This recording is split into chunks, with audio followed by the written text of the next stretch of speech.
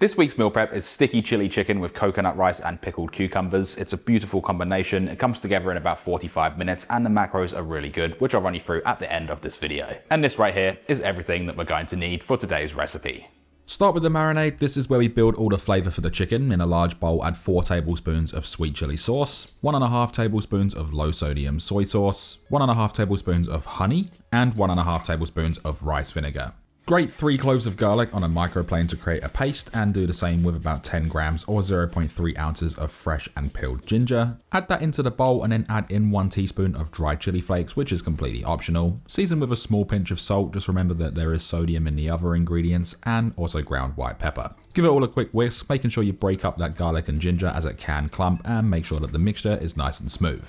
Add in 1 kilo or 2.2 pounds of boneless and skinless chicken thigh and then toss to coat evenly. You can let this marinate for a minimum of about 10 to 15 minutes, which is just enough to start tenderizing the meat and binding the glaze, or you can let it marinate overnight. That choice is all yours. While the chicken's marinating, I'm going to get a quick pickle ready, and it's all about using your time efficiently. This will be done by the time that the chicken and rice are ready. Start with 1 small cucumber or a large one just with the ends taken off. Slice it into quarters lengthways and then cut those into small triangle shaped chunks. This shape gives you a little bit of surface area for the brine to cling to, but they still hold their crunch once they're stored. Next, grab 2 spring onions or scallions and slice it into thin rounds. I'm using both parts here. The white roots go into the pickle for flavour and bite, and then the green stems, these will be used later as a garnish once everything is portioned up.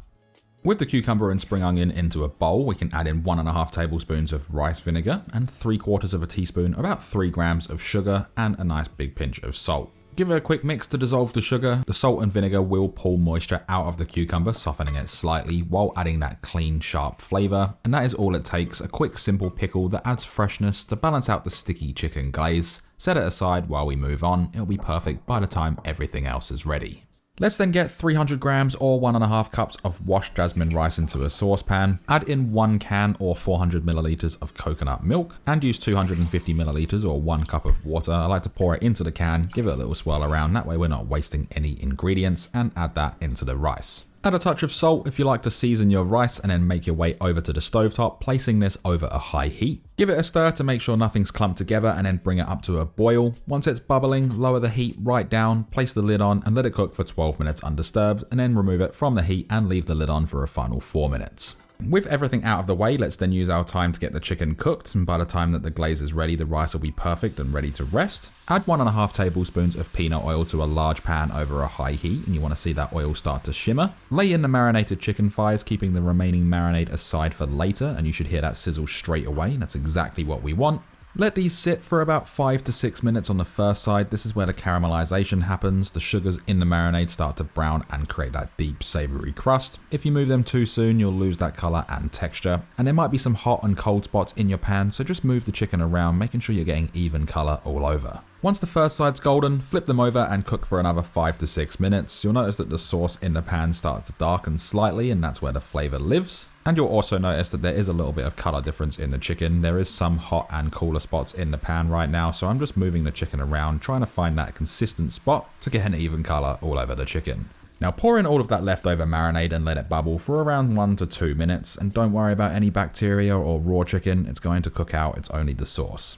As it reduces, it will thicken into a sticky glaze that coats the chicken, and just keep turning those thighs through the sauce so that they stay evenly coated. Once the glaze looks syrupy and the chicken's fully cooked, about 74 degrees Celsius internally, and this can then be removed from the stovetop. If you had everything timed out perfectly, the rice will have just finished cooking and steaming for that final 4 minutes. Remove the lid and then fluff it up with a fork or a spatula, and what you should have is those soft, fluffy grains, and this smells really, really nice. The chicken's had a few minutes to rest and the glaze in the pan has thickened up beautifully. Slice the chicken thighs into bite-sized pieces. You can do strips or a rough dice, whichever fits your meal prep containers better. You'll see that the meat's still juicy and tender, and that golden crust is what gives us all of the flavor once it's mixed back through the glaze. You don't have to do that if you don't want to. You can spoon the glaze over at the end, but I like to add it back into the pan and then mix everything thoroughly. Start by adding the coconut rice to one side of each container. I'm using 750 milliliter containers, and this batch makes 5 serves. Each gets about 1/5 of the rice, around 180 grams cooked per portion, but I do always recommend you weigh it yourself and then divide equally.